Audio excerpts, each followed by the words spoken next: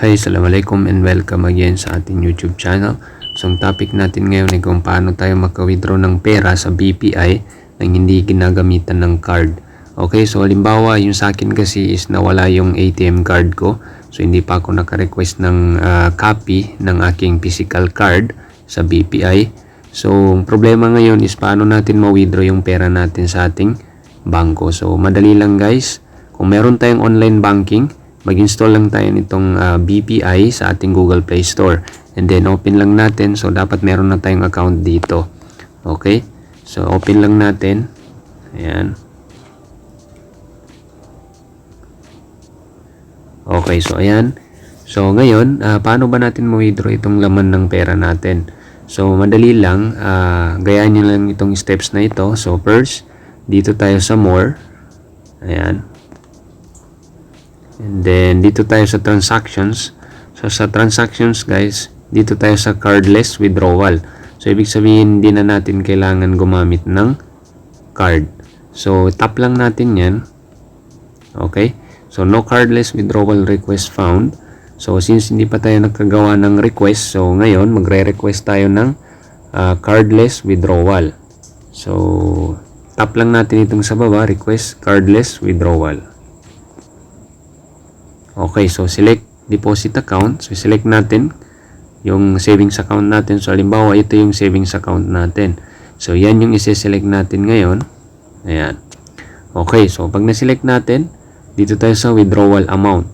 So ang pinaka-minimum is 500.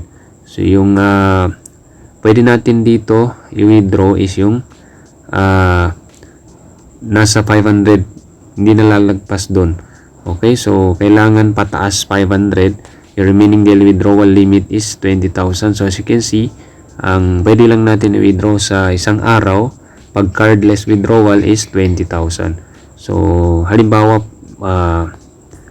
mag-request tayo ng 1,000. So this is sample only guys. Gusto ko lang ipakita sa inyo yung steps kung paano tayo maka-withdraw. Okay, so halimbawa 1,000. So continue lang. Okay, so ayan. And then, ngayon, as you can see, wala siyang fee. So, ito yung notice guys. Basahin lang natin. Clicking confirm will automatically deduct the amount you select your selected account. Expired request will be adjusted 1 to 2 hours after expiry with the request. To monitor, you may check if card withdrawal credit has reflected your transaction history. So, ayan, as you can see, pag i-click natin yung confirm, so, automatically, mababawas ka agad yung 1,000 pesos sa ating balance. Okay?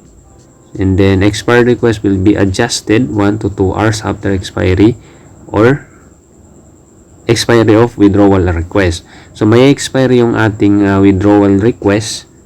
Okay? So, kailangan pag bago lang natin ito i-open, dapat nandun na tayo sa bangko para ma-present natin doon sa representative para makuha natin yung pera na i-withdraw natin.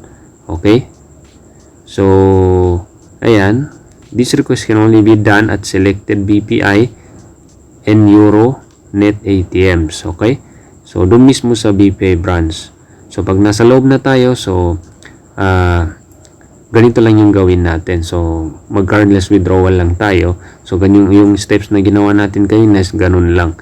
Okay, so pag okay na, so, tap lang natin and confirm. Okay. So, ayan, mobile key. So, since hindi naman tayo mag-withdraw, so this is sample only, gusto ko lang ipakita sa inyo kung paano yung process. So, kung pag na-tap natin yung mobile key, so automatically, pwede na tayo mag-cardless withdrawal. So, ipakita lang natin yung resibo dun sa representative ng BPI. So, kahit yung cellphone lang natin ipakita natin, so okay na siya. And then, pwede na natin makuha ngayon yung withdraw na gusto nating i-withdraw sa ating BPI account. Okay? So, ganun lang kadali. So, I hope nakatulong ito sa inyo. Thanks for watching. And don't forget to subscribe to Amar TV for the latest videos na aking i-upload. Shukran and wassalam.